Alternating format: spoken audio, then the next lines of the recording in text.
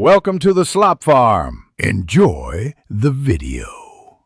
In this video, I will explain how to play Subway Surfers on Android TV.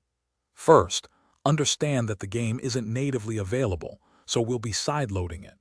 Begin by navigating to your Android TV settings. Look for the Security and Restrictions option and ensure that Unknown Sources is enabled. This crucial step allows you to install applications from outside the official App Store. Next, you'll need to acquire the Subway Surfers APK file. Download it from a reputable source on your computer or phone. Once downloaded, transfer this file to your Android TV. You can use a USB flash drive, plugging it directly into your TV, or utilize a file transfer application like Send Files to TV.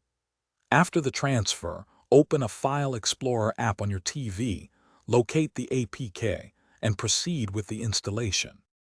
Now, for the gameplay experience, a Bluetooth game controller is almost always necessary.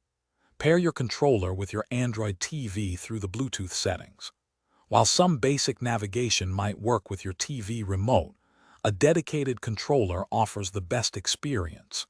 Be aware that you might need to experiment with button mappings, or even use a virtual mouse if the game doesn't fully recognize your controller inputs immediately.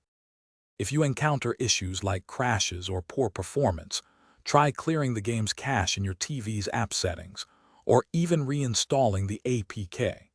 Keep in mind that older or less powerful Android TV devices might struggle to run the game smoothly. For more tips and to check out some great deals, including those amazing darn tough socks with a lifetime warranty, make sure to look at the links in the description below. They're truly worth it. Thanks for watching. Consider subscribing if we helped you today.